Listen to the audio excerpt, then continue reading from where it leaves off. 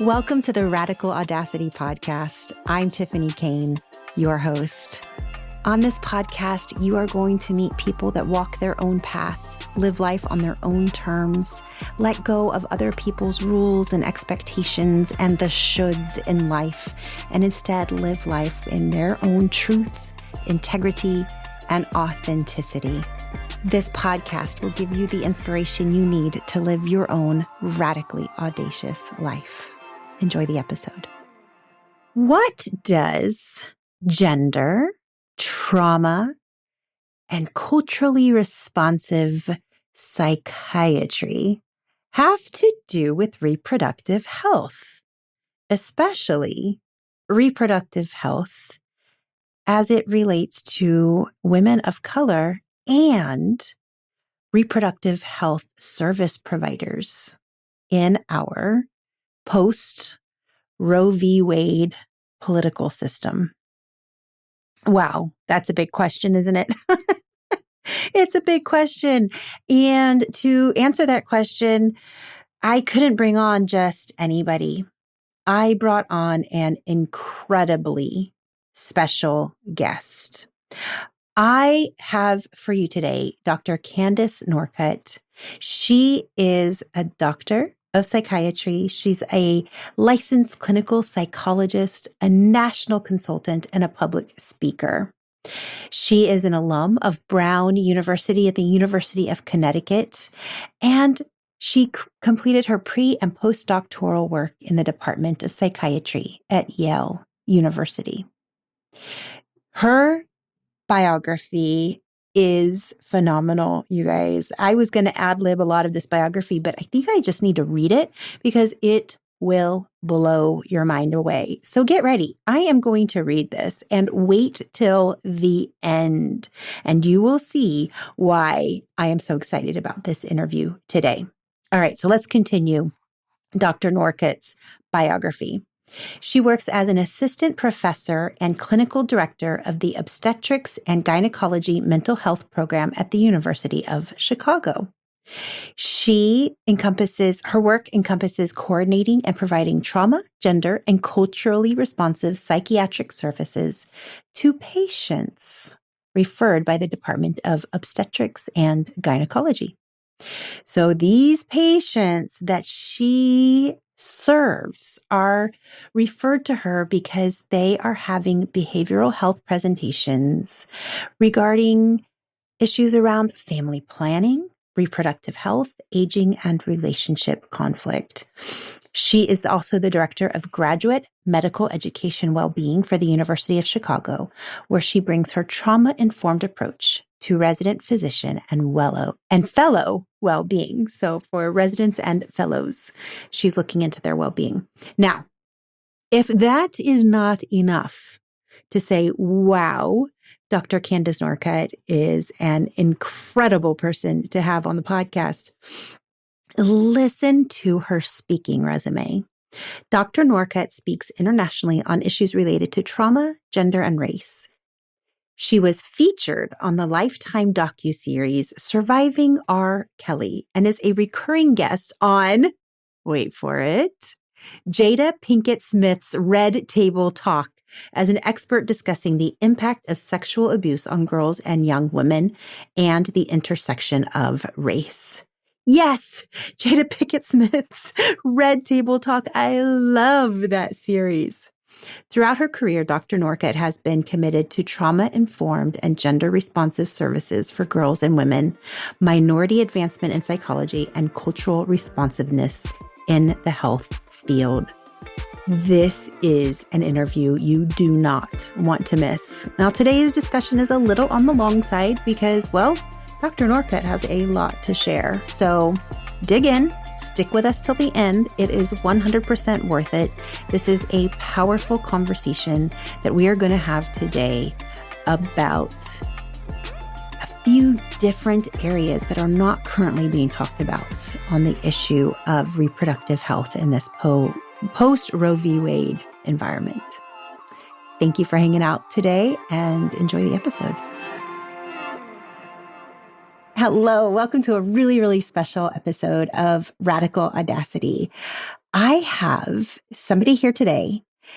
I told you about her in the intro, and I'm just really, really excited to be spending this time with Dr. Candice Norcott. She works very closely with mental health and reproductive health providers, and she just has a wonderful perspective to share with us, a different viewpoint, a different voice on reproductive health and all of the things that are going on in the news and politics now. And Candice, I am just so excited for this conversation today. So welcome. Thank you. Thanks so much for having me. I'm excited to be here. So thrilled.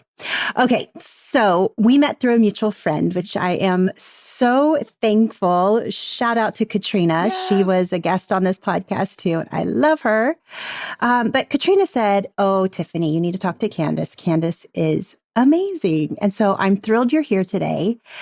And I would love to dig in. Before we dig into the work you do with reproductive health and all of that, I know my listeners would love to get to know you a little bit more. Will you tell us a little bit about you? Sure. I'm a licensed clinical psychologist, which means I have a PhD in clinical psychology. I'm from the East Coast and I live in Illinois now. And so I've been here about 11 years and I really love what I do. Whenever I'm wrapping up with clients, I often am just really humbled by how the courage that it takes to share, such intimate and deep pieces of your life and places in your life. People often come to me, not at their best, highest moments in life. And so taking a risk and being part of somebody's journey like that, I'm so humbled by. So I love what I do. So I think that's a big part of who I am, is being a psychologist. And also I have, nieces and nephews that I love. I'm a proud aunt. And I have amazing parents. They're back in Connecticut. And so, yeah, that's a little bit about who I am. I think love family, and love providing psychology and therapy to people. What brought you to psychology and therapy, and specifically psychology and therapy in the reproductive health side of the world? Well, my mom would say that it was when I played Louise Bates Ames, who is a child psychologist in my second grade play. But I don't know. I really sometimes I'm like, how did I know who that was when I was that young? But so that's kind of like a random tidbit. But it's odd. I was misdiagnosed with non-Hodgkin's lymphoma when I was a child. So I would think I was in sixth grade. And so I went through chemotherapy, spinal taps, and part of the work that they did in preparing me for treatment was a psychologist would come in and take me through guided imagery. But there was something about that experience that just was really meaningful to me. And I always thought about it, right? I always thought about like how, this 20 minutes before these invasive procedures actually were part of a treatment and part of like bringing my blood pressure down, getting me calm. Wow. And so I think that was, along with the second grade play, that it was that experience that just had me thinking like, oh, psychologists do a little bit more than what I thought they did, or, back then people weren't really talking about psychologists. It was kind of a dirty little secret if you were talking to a psychologist. So these little ways that they showed up in my life and just, I think, seeded interest. And then I went to, I did my undergrad at Brown University, and I had an amazing abnormal psychology professor that got me so interested. And then it was just people I met along the way. I graduated from college thinking I was going to be a stand-up comedian. So for 2 years, I was a research assistant and I was doing stand-up. Nice. And then, decided to kind of pursue psychology. And again, just met this amazing woman. And when I went into graduate school, I thought I was going to talk a lot about and do research in racial identity. Because I'd thought a lot about that as a light-skinned Black woman, about like race, how it plays out in people's lives and identity. And then I met this woman who was doing a lot of work with trauma, with gender, with sexuality, with addiction. And it all fell into place. It was like, there are moments in your life where like somebody's talking and you're just like, everybody else was speaking Greek and this person is speaking the language that I can understand. So, and her name was Dr. Stephanie Covington. And so I just started kind of learning from her, traveling around the country behind her, learning how to be a public speaker, learning more about how we're socialized, how we see the world based on gender socialization, both, the messages we receive and then what we tell ourselves as a result of the messages we receive. And it just shaped the course of my life, really. And so, I've had jobs, but really there's just been a thread that's always led me to opportunities where I've been able to accumulate different things. So if you were to look up my resume, you'd be like, how do these things kind of work? But when I sit where I am right now doing the work that I'm doing, it all has been building to this. And so that's a long way to answer your question. But that's how a very circuitous route, but it's also felt serendipitous as well. I love circuituity.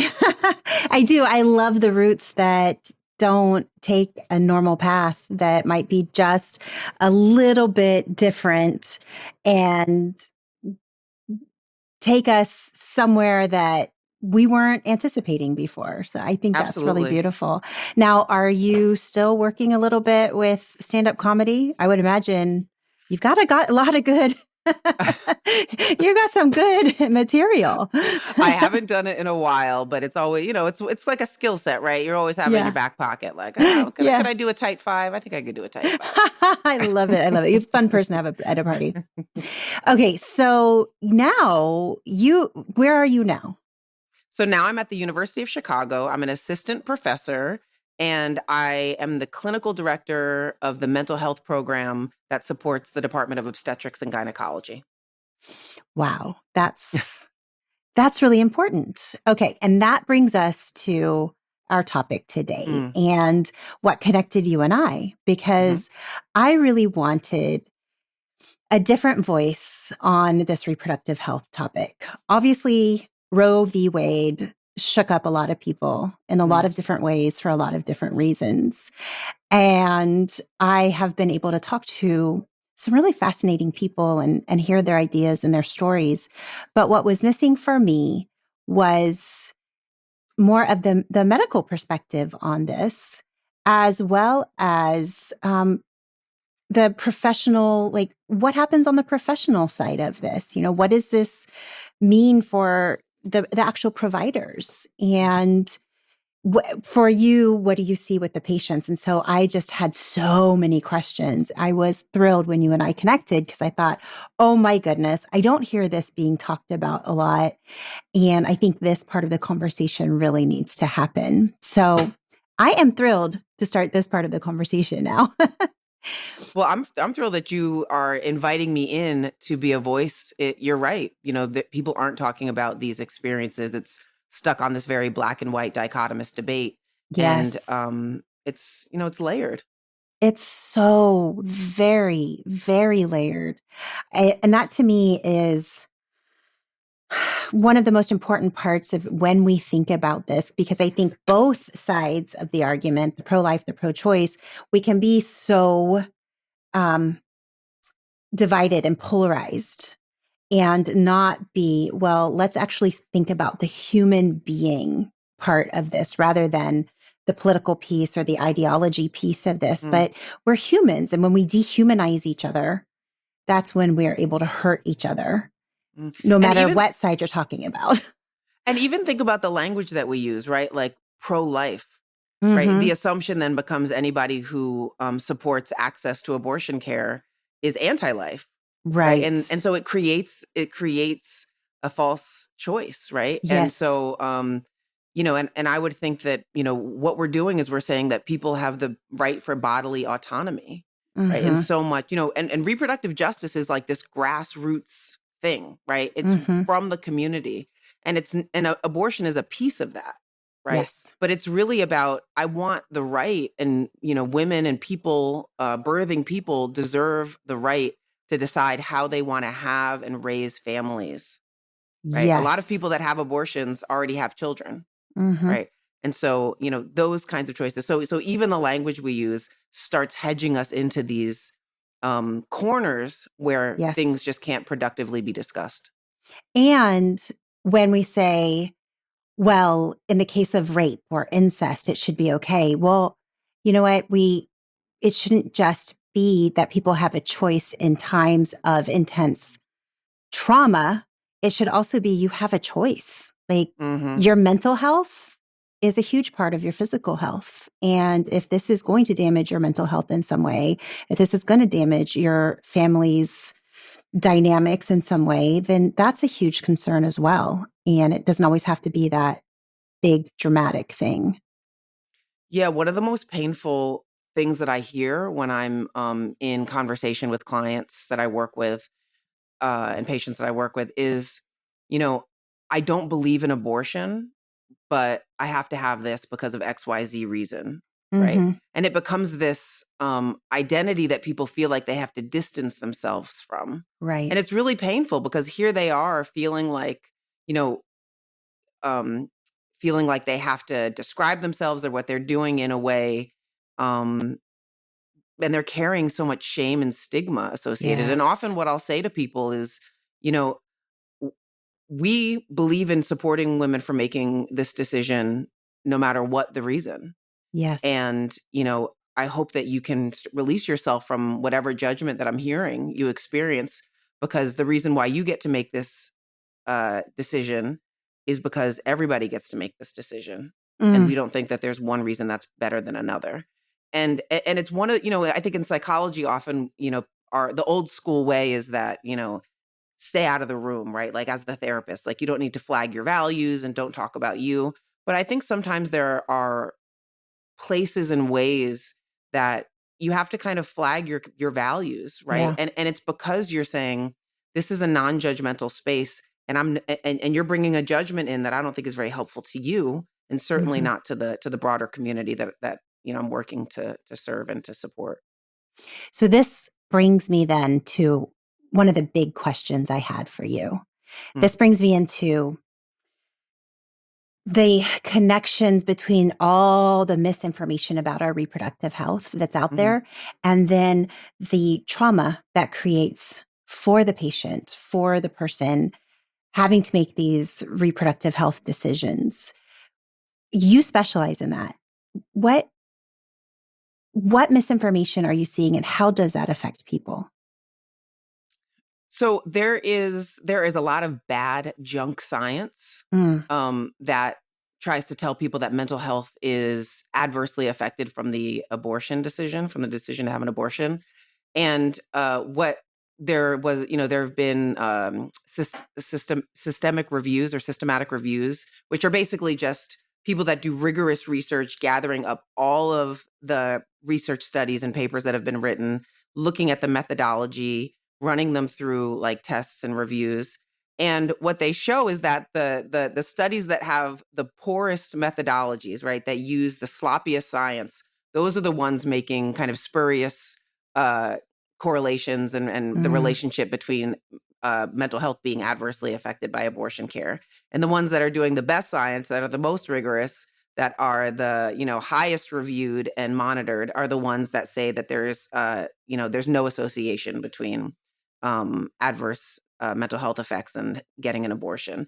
And in fact, there was a really big study, I think it came out a few years ago, that showed that it was an immediate follow-up and then 5 years later, and 99% of the people that had gotten abortions would have made the same decision again and reported it was Oh, still the best wow. decision for them, right? And Wow. so, right, 5 years later, right? And in Wow. fact, what some other research is showing is that restricting abortion and keeping people from accessing abortion actually has worse short-term effects on people than kind of whatever associations are trying to be made about, you know, the impact of having an abortion.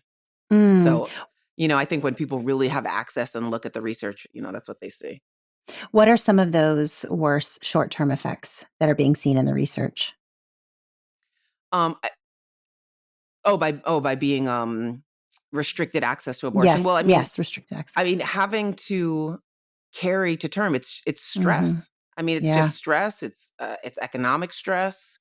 Um, you know, it's toxic stress. It's unrelenting. Mhm. And I think, you know, hopefully more and more research is going to be conducted. But it's also a hard position to put people in, right? Yeah. You know, you carry a pregnancy, you have a child, and then you ask them, you know, what do you think of this child? Like there's so much, there's so much, Yes. right? What do you think about having this child? There's so much stigma against women, right? Like there's so much that's expected about how they should mother, having an instinct to mother, like wanting to, and you know, it I think it creates a real barrier from really accessing how people feel. There in that 5-year study, there was a qualitative portion, which means that they asked for quotes and they interviewed women, and one woman said, "I feel guilty that I don't feel guilty."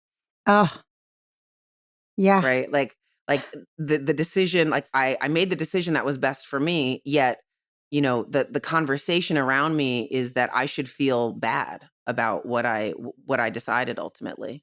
And that's messed up. Like you can't really say it more eloquently than that. That's ridiculous. It is. It's totally messed up. It's there. What you said about the stigma put on women as mothers is so pervasive. If you hear someone say, well, I don't want another child because it will affect my way of life. The children I have are almost grown and out of the house, and I see light at the end of the tunnel. I'm finally getting to do my things and my hobby and think about my career. And if I have another child, and that is such a perfectly normal, healthy thing to say, I'm about to have time for me. And yet the stigma that like, oh, that's so selfish. How could you want time for you? And yet, if the gender roles were reversed, I don't think we'd be having those conversations with men. Oh, without a doubt. Yeah, absolutely. I mean, what's interesting is that, there are women coming into clinics now that are asking for, tubal ligation, right? They know they don't want to have children, and they're having, and I think providers aren't really sure how to handle that, right? How to handle that request. And so here we're having, people saying, I don't want to have children, but we're also not going to allow you to, we'll let you get pregnant, are you sure? Yes. Are you sure? We'll let you get pregnant. You could take contraception, but contraception isn't 100%. Nope. I mean, that's another thing. We have this picture about who gets pregnant, and there are some people, that have sex, get pregnant, want an abortion. Yeah. Except, right? Yep. Okay. And then there are some people that use contraception. It's not 100%. People can be on contraception and get pregnant. Yes. And still not want to continue the pregnancy. Yes. Right? And I think I'm kind of going all over the place just because this gets me all jazzed up, all fired up. I love it. But there's so much about people that are making these decisions that don't even know female anatomy, or don't know anatomy, don't know about how reproduction works and the reproductive systems work. So anyway, yeah. So that's all to say. It's just it's maddening sometimes. I was 42 years old and a single mom of 2 children. Both my pregnancies had been life-threatening. I had almost very, very dangerous for me and for the babies. And so here I am, single, 42, and definitely didn't want more children. It's life-threatening for me. And if I had another child, life-threatening for that child. And I have 2 healthy children I need to take care of. And I'm 42. And I was having some, reproductive health issues anyway. And so I needed to go in and have surgery. And I asked the doctor, while you're in there, can you just take my tubes out? Like, you're already having to go in and take care of some problems, and I don't want more children. It was such the hoops I had to jump through at 42 years old, already having 2 children, to say, yes, I want my tubes removed. The papers I had to sign, the counseling I had to have, it was like, are you kidding me? I'm done. Like, this pregnancy is life-threatening to me. I don't want more children. And it blew me away. It blew me away that we can't make those decisions for ourselves. That the doctor can't say, okay, this is a decision you want. All right. You understand it's not reversible. Okay, there we go. It's your body. And so much of that is seeped in race, class, and gender, right? Mm-hmm. Gender in the sense that it is the biological imperative to have children, and why woman would you want to change that? And Right. then white woman, why would you want to, put any sort of cap on your reproduction? Because if you were a woman of color, that might, for many women of color, it's happened without their knowledge or permission. Right. Oh, And so if you were a woman of color, would a provider just gone, oh, I get it. Let's nip this in the bud. Right. Like oh my whether it God. was that overt or not. And then class, right? Like, you can handle if you got another kid, like just making all these assumptions about Mm-hmm. what you should be doing as a woman, Yes. in your position. And when I say layered, that's what I mean. It's all of those things that are going Mm-hmm. into how the health system, how politics is playing out in the decisions that women are making about their bodies, and birthing people are making about their bodies. Mm. It's so layered. It's so insane. Can we talk a little bit more about the racial piece? Yeah. That's a piece that I don't think is being talked about enough as well. Roe v. Wade is definitely disproportionately affecting people of color and people in lower socioeconomic statuses. Mhm. What are you seeing as a medical professional in this area? Well, some of the the Guttmacher Institute. I'm making sure I'm pronouncing that right, but I'm getting you close so you can go online. But they do a lot of the really the up to date research on abortion in this country, and so they have really helpful articles and updates about just some trends that and projections that they're seeing as a result of what's going on right now. And so what they see is that abortions decrease the farther that people have to travel, right? Oh, And so, if you have a clinic that's really far away, right? Like, I mean, it's kind of intuitive, right? Like it makes yes. sense, right? If you have to travel far, it's going to be harder to get to. So that's why they're, restricting access. And so you can't get it here. If you want it, you've got to travel across state lines. But we're also trying, they're trying to stop people from traveling. Like women are Mm-hmm. even getting stopped on highways, being asked, That's like, insane. where are you going? What do you want? Um, and so when we think about the communities that have been historically marginalized in our countries, right, and who don't have mobility across state lines like other people do, we're seeing that those are disproportionately women of color, right, Mm-hmm. and people of color that can't travel to neighboring states or to other states to receive these services. And so, those are going to be the communities that are disproportionately impacted by these restrictions, right? We're going to see, you know, um, women of color are already criminalized for, behavior, sometimes like behavior that they take to stay safe, right? From Yes. partners, and so, I think over the next few years, we're going to see a lot of unfortunate ways about how um, the creativity that people are going to have to um, utilize around unplanned pregnancies or unwanted pregnancies, I think is going to be criminalized. And then again, the communities that are going to be disproportionately impacted are going to be those communities of color. Mm. Criminalized. Your own health criminalized. That just blows me away.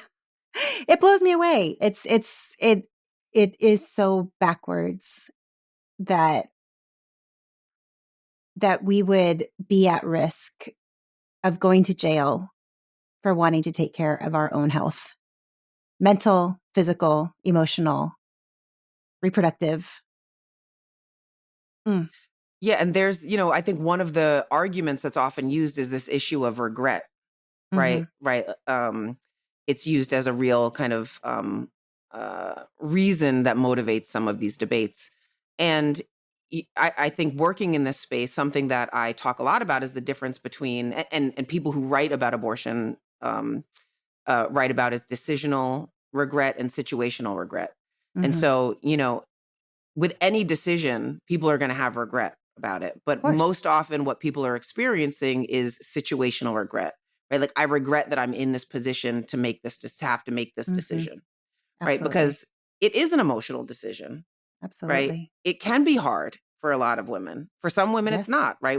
The most common, not the only, but the most common emotion that's reported is relief after an abortion, right?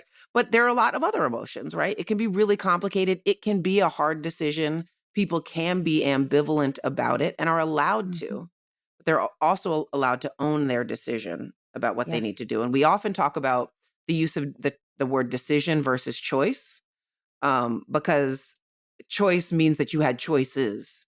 And many women and many people who get pregnant don't have choices, right? But they have to make a decision, right? They have to look at the landscape of their lives and make the best decisions for themselves. Oh, that is such a powerful, I haven't heard that before. Can we lean into that just for a second? Just talk about that just a little bit more. Choices, decisions. I feel like this is important for us to really, really grasp. Well, and the other thing is that, people choose what donut they're going to eat, right? Like you have like an array of choices. Many women, they don't have a lot of choices when they're looking, about whether to continue a pregnancy or not. But a decision means that you look at, I've got 2 kids. How will they be impacted by this decision? I've got a partner who doesn't support, who the relationship is rocky. Or, there are some women who have been diagnosed with a fetal anomaly and they're kind of coming up against that 22, 23 week decision point where you can't get a procedure. And they're waiting for genetic tests to come back, right? And so they've got some statistics and probabilities about what's happening with their pregnancy, and they've got to make a decision, right? That's not a choice. That's a decision. And it's a heartbreaking one. Absolutely. Heartbreaking one. Yeah. Absolutely. And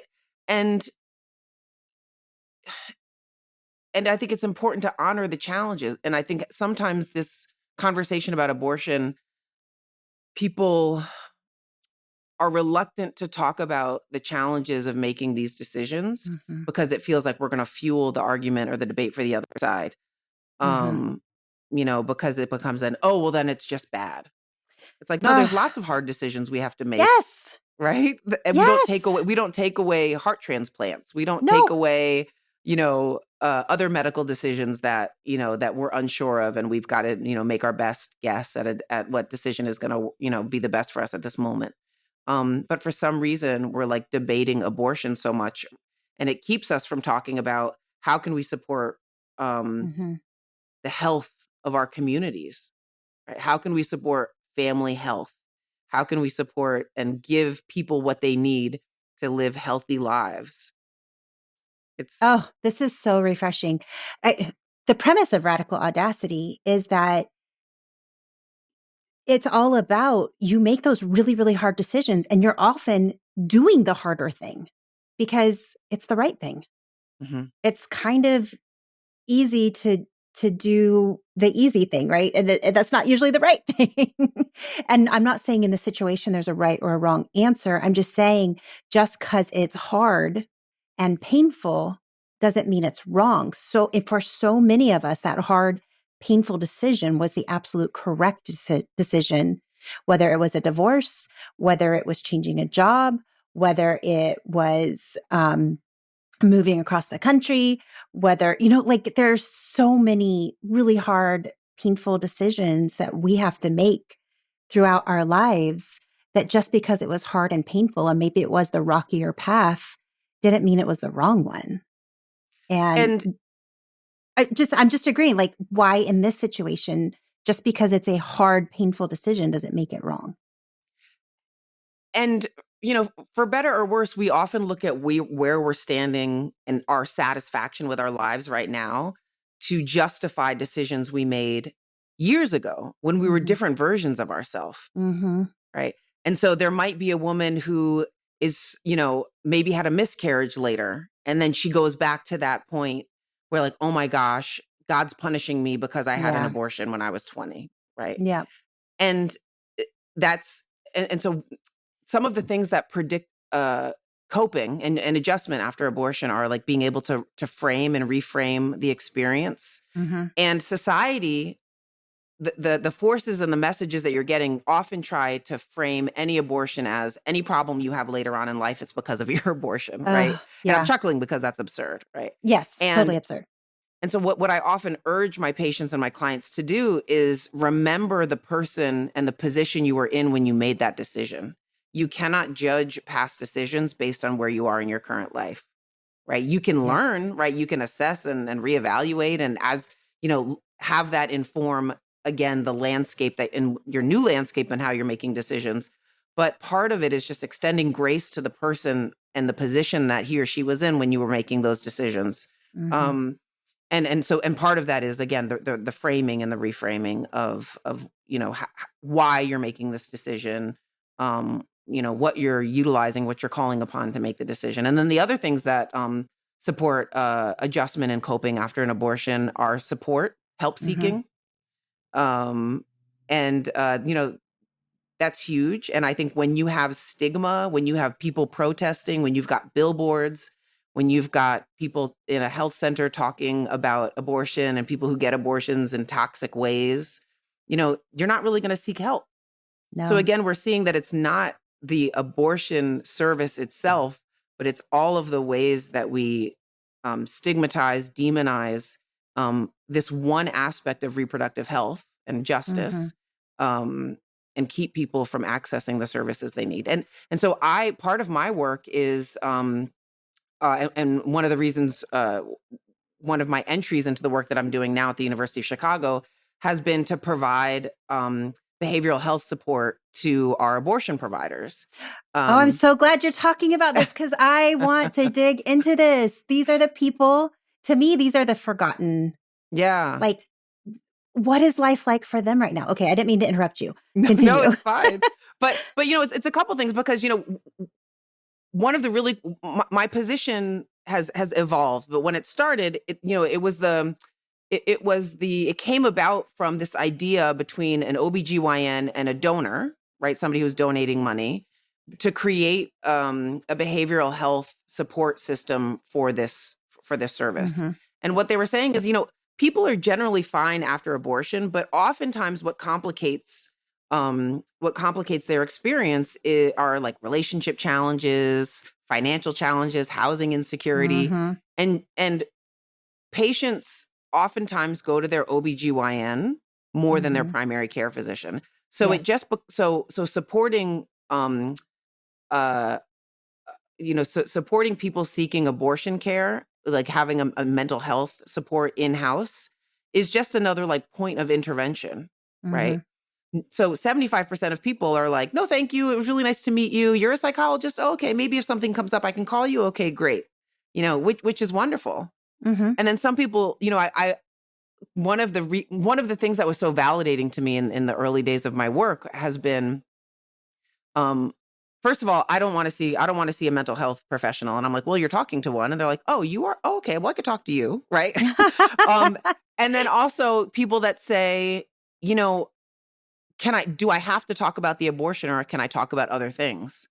Right. So many times it's the abortion and coming in for services that allows me to meet patients, but actually what they need help with are other aspects of their lives. Yeah. Right. Other aspects of their lives. So again, when I talk about like really wanting to like myth bust, that's a big one.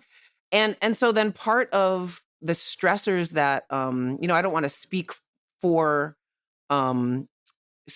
abortion providers because I'm a psychologist, but I think going through so much schooling, so many years of education, and then to have the delivering of your service be something that could get you in trouble and you lose your license is stressful.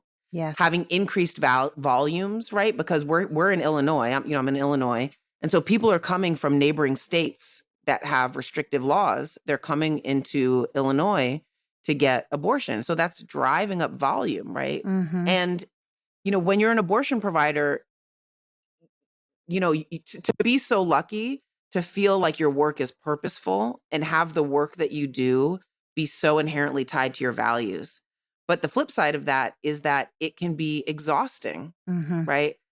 Going on vacation, saying no, having to say, I can't see more patients this week, it means something different than if you were, I don't want to, than if you were, say, like a podiatrist or somebody, somebody like having Yes. to, it just, it's different. It's not about comparing, but it's about, I think it's unique. It's very unique. Well, it's a very time sensitive issue because, like you said, Mm-hmm. depending what state you're in, it's a matter of weeks of Mm-hmm. where you have to make this decision. Mm-hmm. Some states you have to make it by 6 weeks, which I Mm-hmm. neither of my pregnancies, I knew I was pregnant by 6 weeks. It was like Mm-hmm. 7, 8, 9 weeks.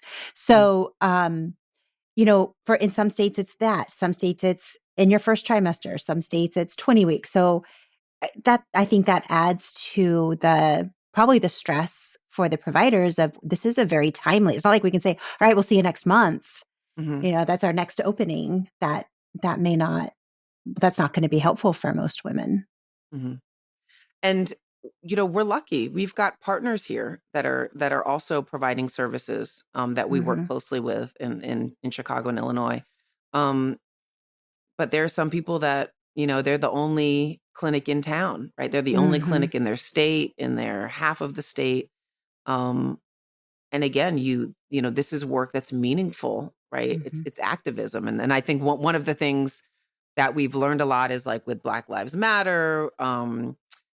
With other types of fighting for civil rights, right, is that there's a mental toll to doing activism, right? Yes. To doing activism and advocacy.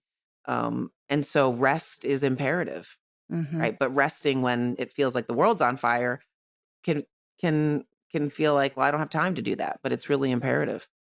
It's vital. Mm-hmm. Vital.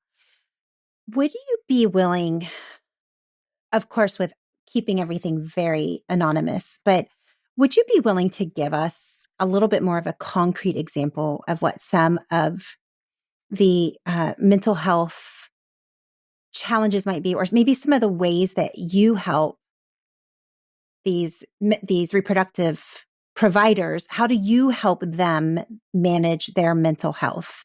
And maybe like a concrete example of what are some of the things that you're specifically working on? So one of my roles is at the university is also the director of graduate medical education well-being, which means that I'm always thinking about kind of physicians in training, the well-being of their as they go through their years of training. And so I think it's really complementary when in the work that I do when I support the providers. And I think one is just allowing them to do what they were trained to do. And so just being,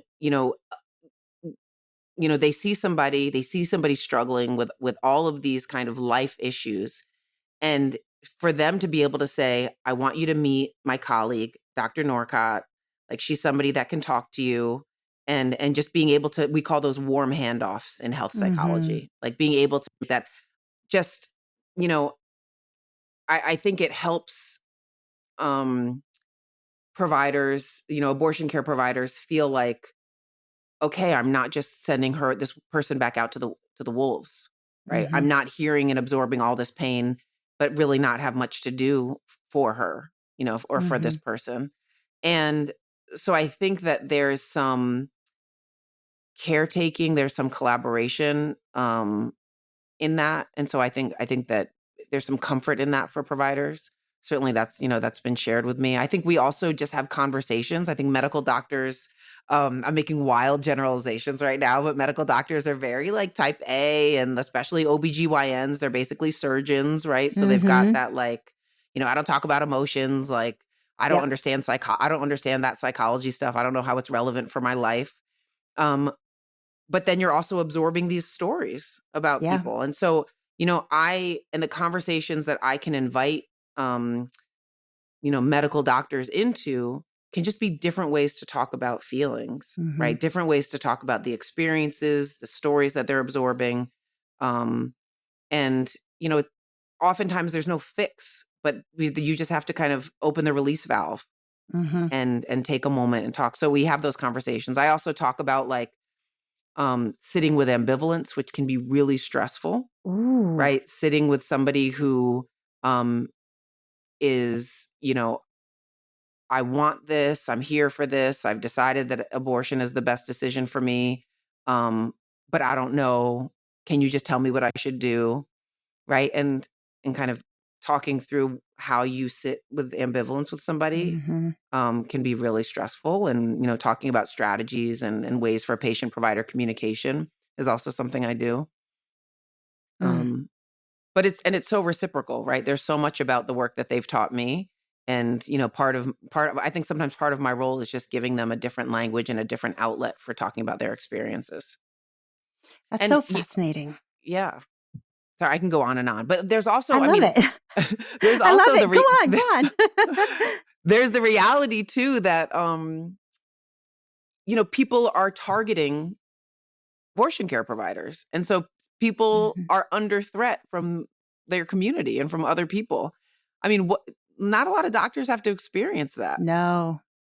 Right? Like, I think there are many people who don't remember the abortion care providers that were killed. Yeah. Right? Like, there are real extremists and domestic terrorists that threaten the lives, are really ominous, right? They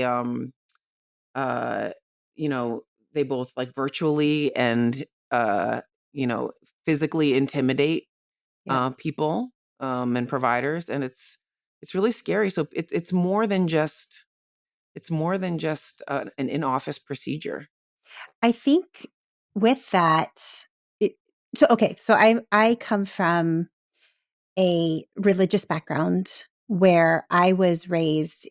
It was basically a cult-like religion, pretty much a cult. And, the absolute, abortion was not even like, that was like a, no, we don't even talk about it. And I was one of those people like giving speeches about it in school of like, this is just terrible and blah, blah, blah.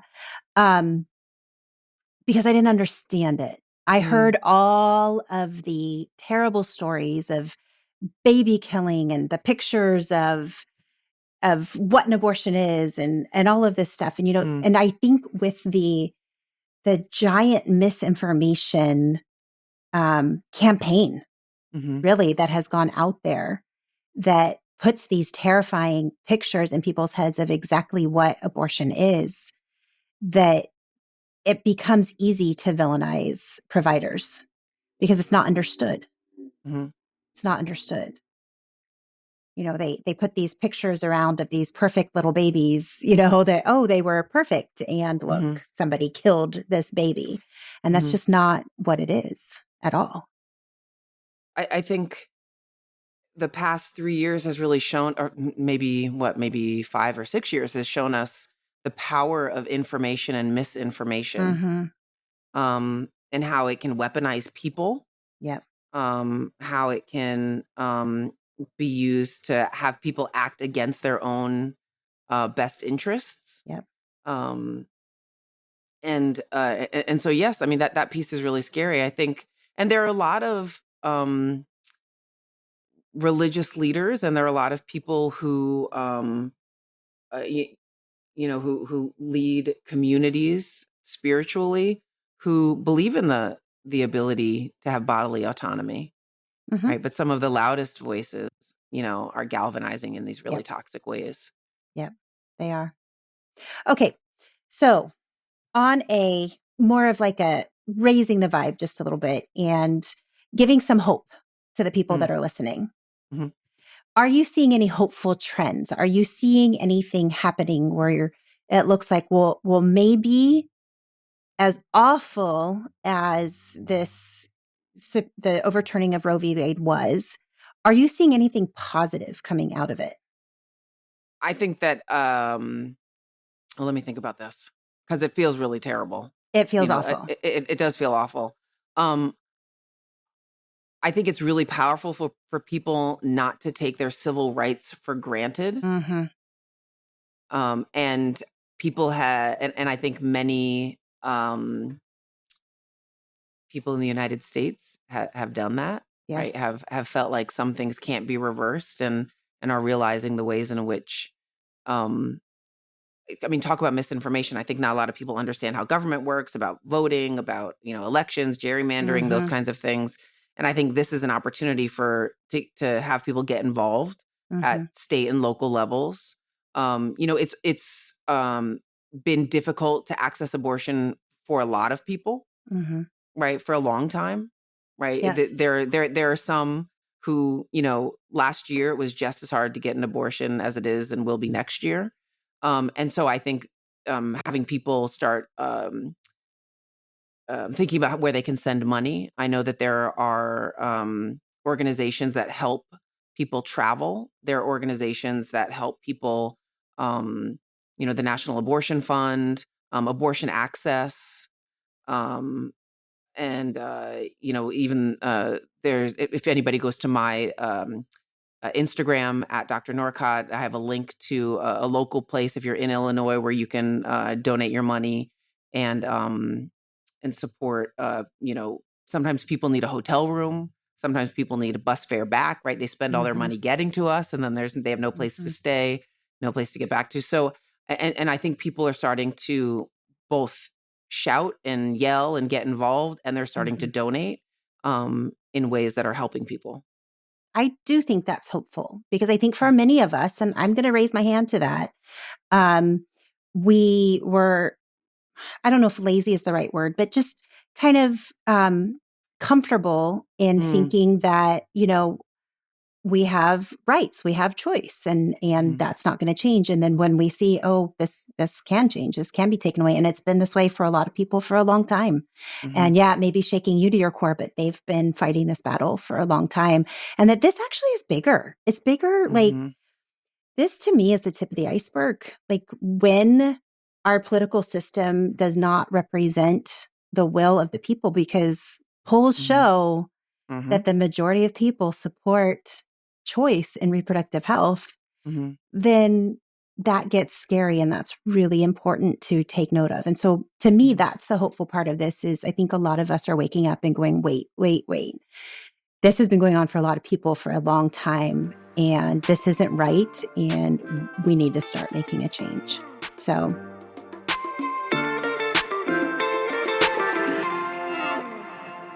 okay. We're coming up on the last little bit here. For all of my guests, I do a fun little game. So I'm a big giant book nerd. So are the people that listen to this podcast. We love to know, what book are you reading right now? This question gives me sweaty palms because I can never just pick, and I'm often reading more than one book at a time. So there's always a stress there. So the books that I'm reading right now are The Firekeeper's Daughter. I love that book. So good.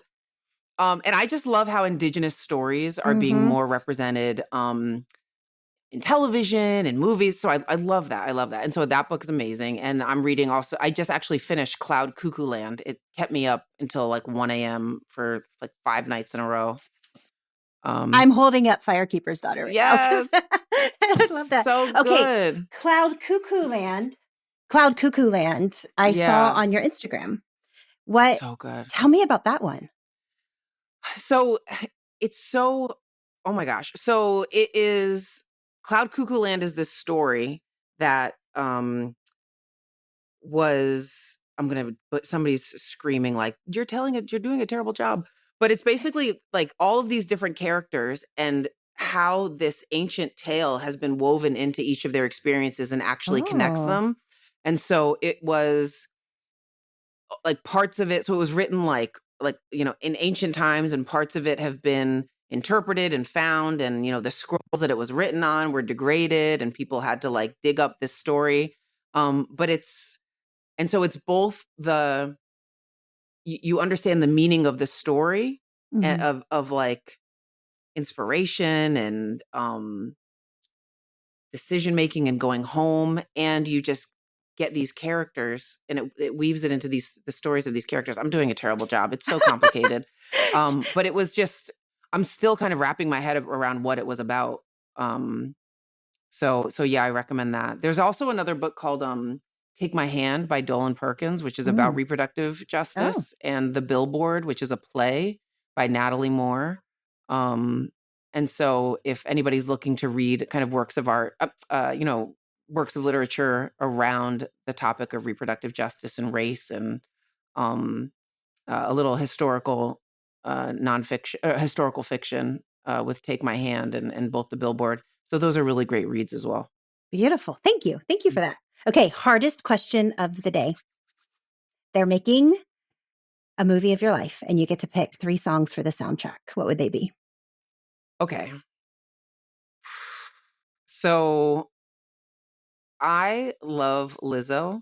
Mm-hmm. I mean, who doesn't right now? Right. And so I think I could have picked any song that she sang, but I think Special off of her new album, her newest album, Special, is definitely one of them. I also think Adore by Prince. Again, I love everything about Prince. And I think the song Adore is just like a love story.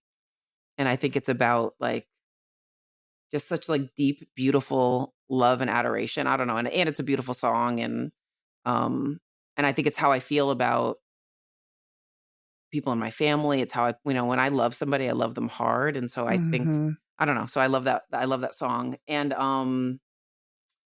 and then there's a song called Keep on Living by La Tigre, I might say that wrong. And I have to admit, I was watching Jessica Jones on, I think, Netflix. And so that was a song in it. And I was like, what is this song? I love this song. And it's just about like, it's a punk rock song by this girl band, a woman band. And it's just, the refrain is keep on living. And it's just so punk rock. And I think being a mental health provider and also going through, I'm human as well. And so I've had my own personal challenges. And sometimes it's not about like a perfect analysis. It's not about like, let me understand. It's just, you wake up and you keep on living. And so especially in like just how heavy things feel, you keep on living. There's a line that says, look up to the sky, and it's got to keep on living. So I love that song. So that would be in there too. You have a good soundtrack. I like this. I would watch the movie of your life. I like it. Just for the soundtrack. Great question. Great. I mean, it has you think like, I don't know. Yeah. So I love that question. That's the one everybody's like, oh my God, only 3. This is so hard.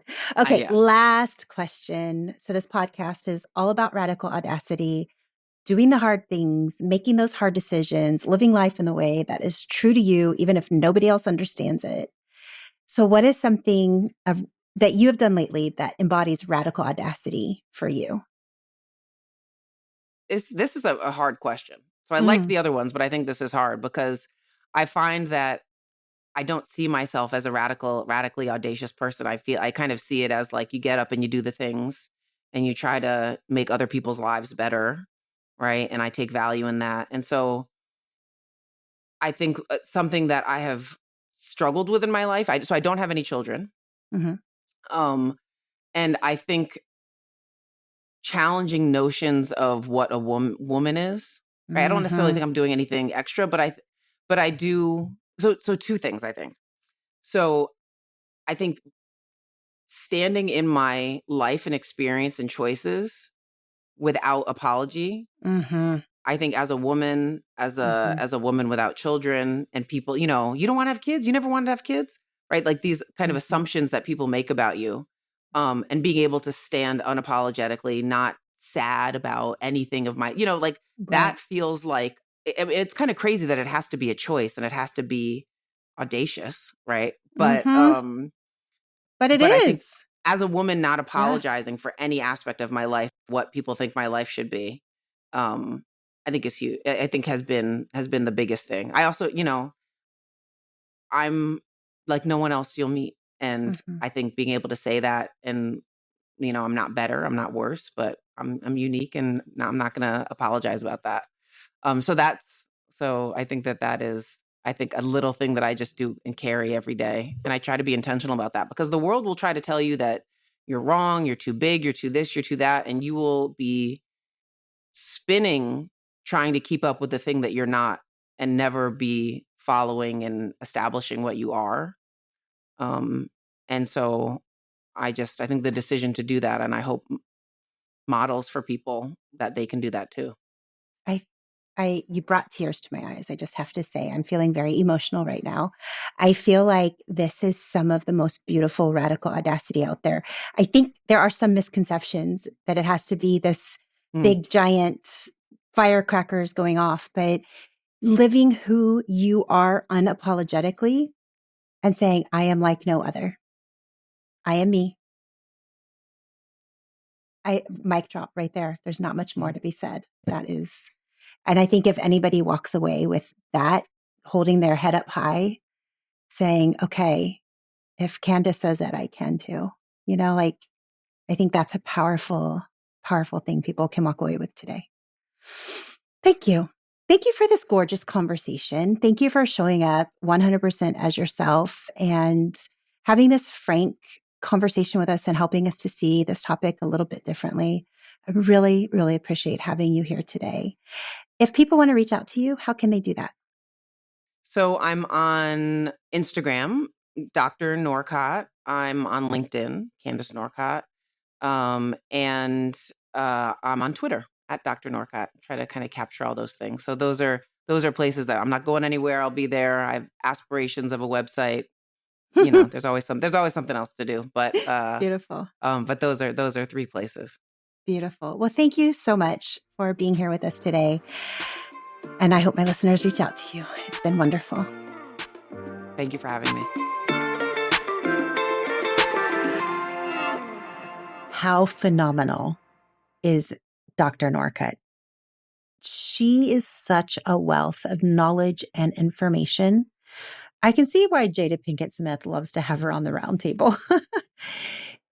What really stood out to me today was the way Candice talked about the misinformation that is out there and how the misinformation around reproductive health can be very damaging, very damaging and very weaponized to have people act against their own best interest. And we see this so many times where women are going against other women when it comes to our reproductive health issues, so much so to the point that we end up harming ourselves as women. And it's because of all of this misinformation. And so I love how she really is working on trying to quell that misinformation, trying to stem the tide. I also am really impressed with the work that Dr. Norcott is doing to care for reproductive health care providers. She said something that just resonated with me, just made me think a little bit differently about the people that are taking care of us as women. She said that activism is hard work and that all of these OBGYNs are activists. They are out there trying to help women see what your opportunities are, what your choices are, what these decisions are that you need to make. And often they're very difficult, painful decisions. And our OBGYNs are out there to take care of us and to be activists for us. And it's so hard for them when we are ambivalent and when we are leaving the choice directly in the doctor's hands. And so to be better informed patients, to be better informed women, and to say, this is what I need, this is the best form of action for me, to be able to have those conversations with our doctor and feel like we are in a partnership with them is so very, very important. And as Dr. Norcott brings out in today's interview and just in all of the activism work that she does, we know that cultural responsiveness around reproductive health is so vitally important. There are whole communities of women that do not have choice and that have not had choice for a very long time. These rights have been eroding for a long, long, long time. And for us to now say, enough,